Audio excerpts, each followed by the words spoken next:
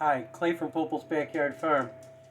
I just finished up the garden, and I did that in a video earlier.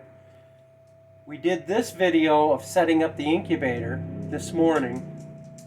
Now I'm going to get ready to put the eggs in the incubator.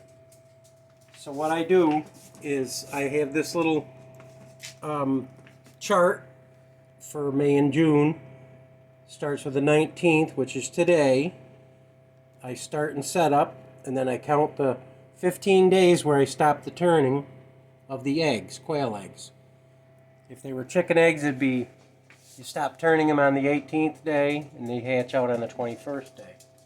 So this is what I use to keep track. Now, I collected all the eggs, made sure there was none broke or cracked, and what you have to do is you take a spray bottle and you put antiseptic mouth rinse, Listerine, use the gold or the plain. You go half and half with water. Then you make sure it has a mist spray and you spray your eggs. This helps disinfect them. You don't wash your eggs, you disinfect them.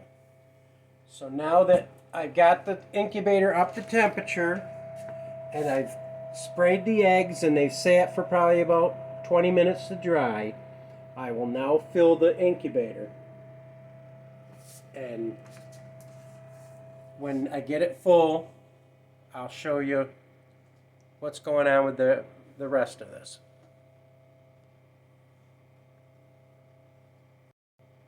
Wait. Hey guys, sorry about the wait. While I'm filming on my phone.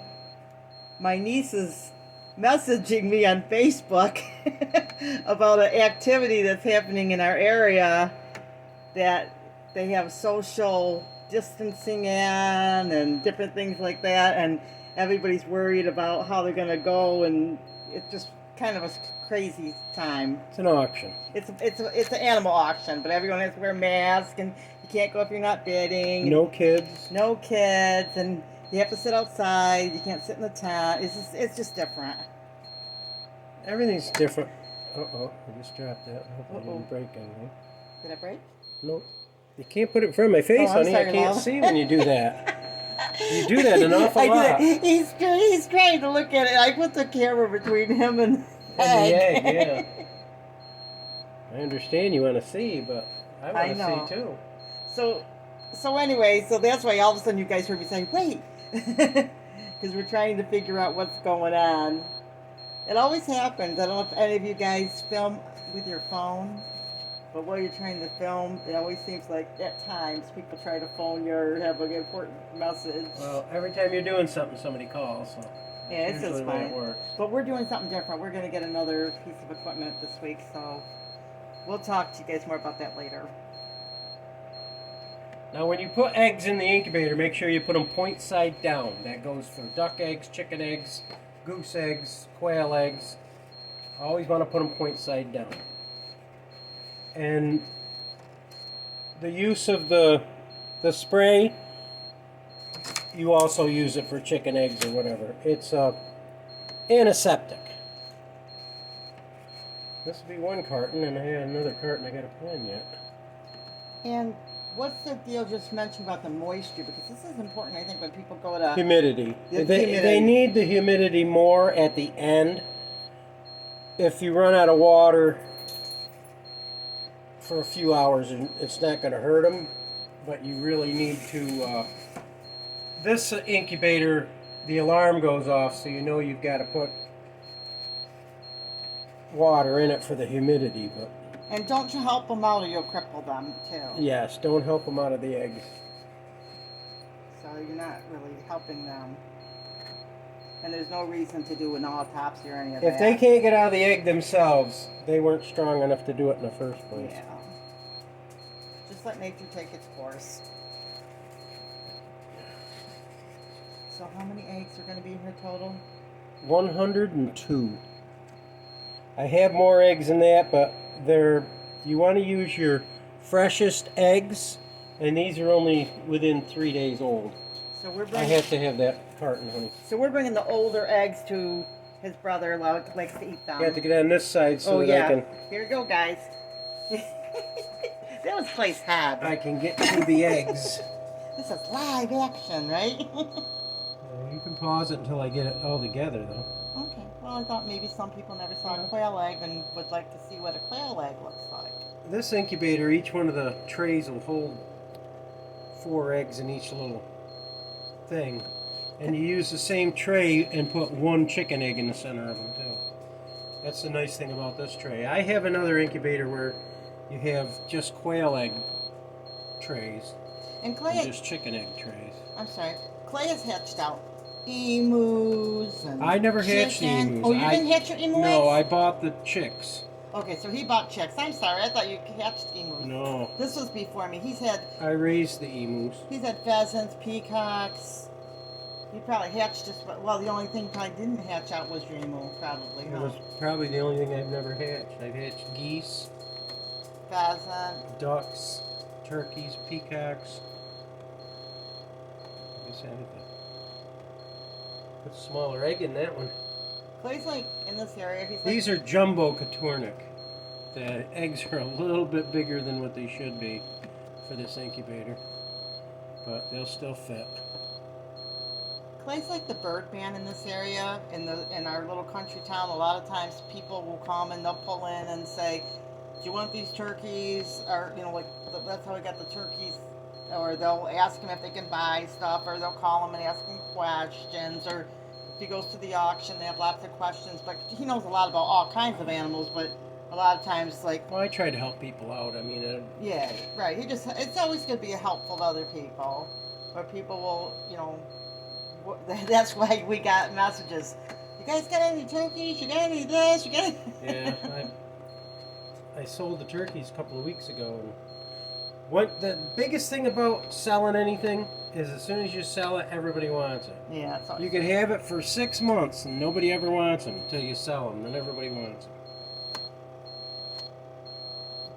But Clay also takes really good care of his animals, and you've got to. And he's, like I said, he knows a lot about birds and, well, about all kinds of animals. But I just share that because we're getting close to the auction, so we're getting phone calls and questions. And at the auction, they'll ask him questions and stuff because they want to make sure they make a good buy. So, because Clay's been doing this since he's been a kid. Since I was 13, I've been doing this. Yeah, well, and he's, like I said, he's raised and grew And everything. what, probably 14 now? 15? Yeah. So I'm really happy because when I met Clay, I was like encouraging him to do this because you can't really usually get someone that's been farming for their whole life to go on YouTube because they're like, YouTube, I'm too busy for that. I still am pretty busy for it. Well, I say you're busy for it, but it's just the way our marriage is, you know. But I do take time to try to explain things to people that well, that egg is large. Some of these are extremely big eggs for being quail eggs. But I'll also share with that you know you're always learning no matter what stage you are, Yeah. and somebody could start farming next year, and we were talking about something that somebody told you that you didn't know that maybe that you know it's like anything else. It's like the news, you know. It's like as you get into it, yes, there's experience, but there's always changes and things you can learn. So that's why we always say big or small. Yeah. Newbie or old bee, you know, everybody's learning, and you should always have that attitude. Because things I guess change. I better And put some in that rack too, huh? yeah. I had room for 120 eggs in here, but I don't need that many chicks, and I probably will end up selling some of them. These are really fun because they're like the size of like a bumblebee, I think. When they hatch out, yeah, they're about the size of a bumblebee, maybe a little bigger, but not much. And then if you have They're about the size of your thumb. they're I've got tiny. videos. If you want to see the chicks hatching out, I've got videos of the chicks. So I'll make sure I don't have any with just one. one egg in there because they don't tend to set very still with. Oh, there's one with one egg. And you got one more egg. Let's see if it'll fit. Alright, now we're going to close it up, and you'll see that the temperature has went down, but that's because it's been open.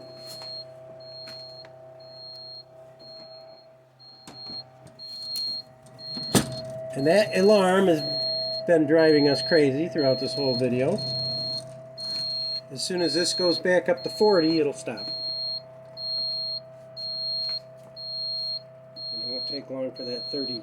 It's already at 37. Okay, now for the ones that maybe didn't see in the morning video, what are all the dials about? This is your temperature, and you want that about 100.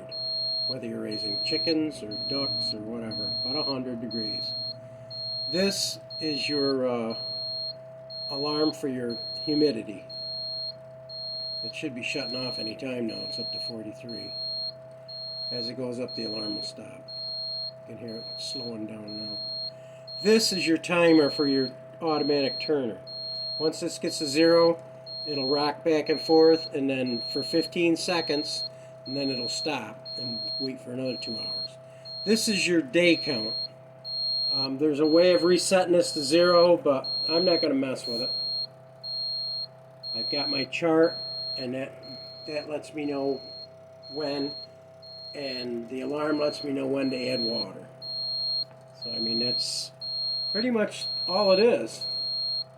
You want to get a thing of water that's room temperature to add to this. So take a pop bottle or something that you can set aside with water in it and let it get to room temperature. There, the alarm stopped at 50.